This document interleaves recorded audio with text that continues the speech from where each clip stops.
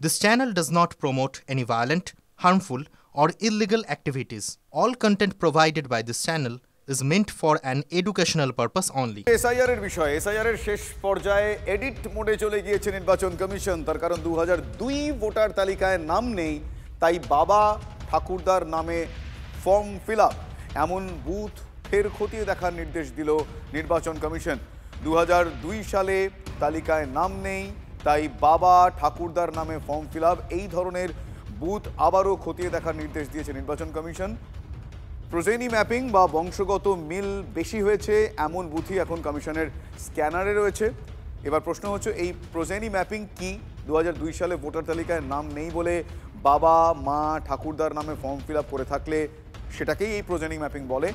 যেসব বুথে progeny mapping বেশি হয়েছে সেসব বুথই কমিশনের বিশেষ নজরে এবার।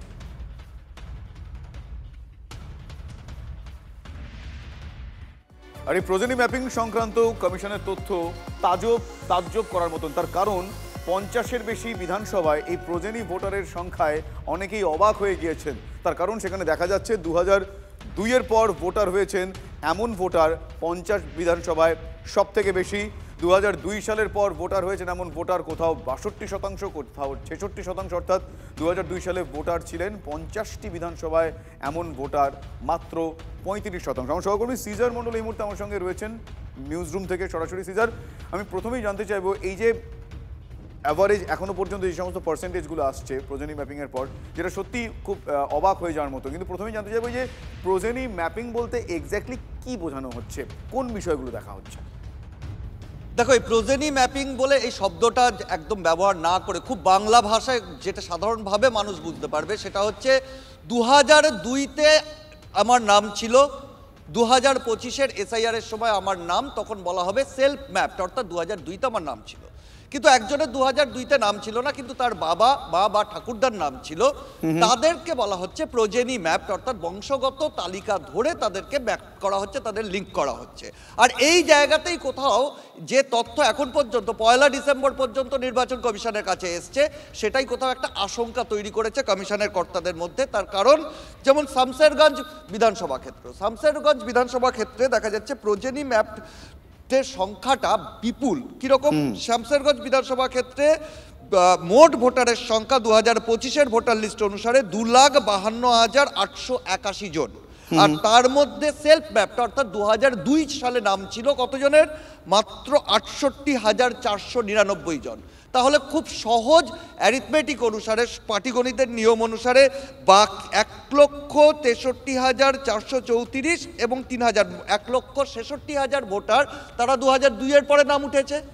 এই 2002-এর পরে যাদের নাম উঠেছে তার মধ্যে বলা হচ্ছে যে 1,63,434 জন তারা প্রোজেনি ম্যাপড, অর্থাৎ তারা দাবি করছেন তাদের বাবা ঠাকুরদা মা এদের নাম 2002-তে ছিল। এই শতাংশটা কত? 2002-এর তালিকা অনুসারে 238% বৃদ্ধি। আর এই জায়গাটাই কোথাও মনে করছেন নির্বাচন কমিশনের আধিকারিকরা এটা অস্বাভাবিক।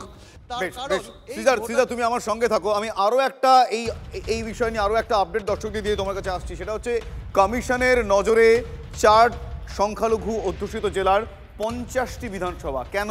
তার কারণ সেখানে দেখা যাচ্ছে, যেমন ধরুন মালদা, মুর্শিদাবাদ, উত্তর দিনাজপুর, উত্তর 24 পরগনা জেলার 50টি বিধানসভায় 2002-এর পর অস্বাভাবিক ভোটার বৃদ্ধি পেয়েছে, যে কারণে সন্দেহের অবকাশ সেখানে ব্যাপকভাবে রয়েছে। কমিশনের নজরে রয়েছে শামশেরগঞ্জ, সুতি, চোপড়া, দেগঙ্গা, বেলডাঙ্গা, রেজিনগর, ভাঙড়, মেটিয়াব্রুজ, বসিরহাট।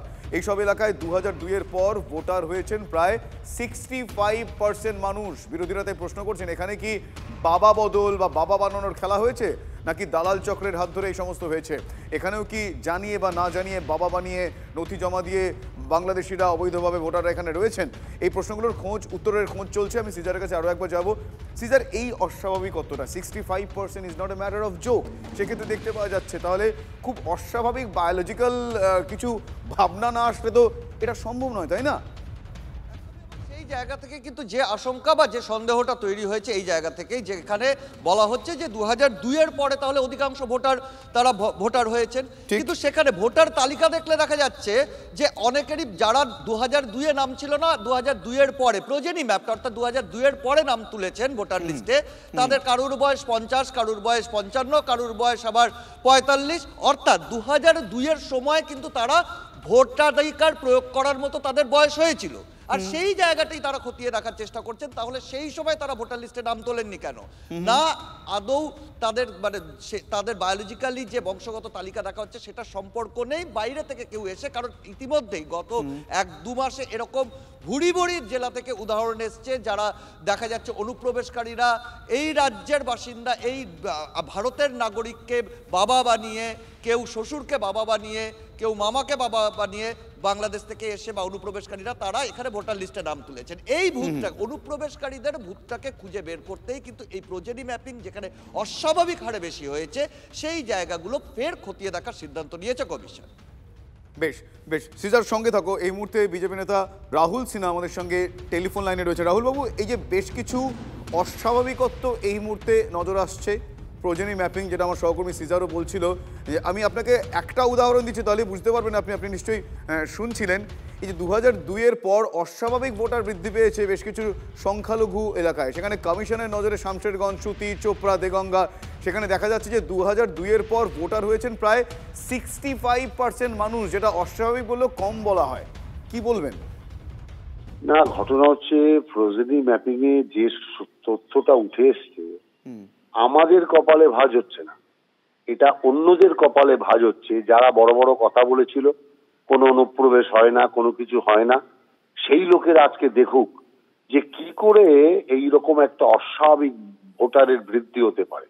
আর এগুলো সব এর নাম তার নাম লাগিয়ে জাল ভাবে সমস্ত, একে তাকে বাবা বানিয়ে, শ্বশুর বানিয়ে, একে তাকে নানা রকম আত্মীয় বানিয়ে এই সমস্ত ভোটার লিস্টে নাম উঠেছে।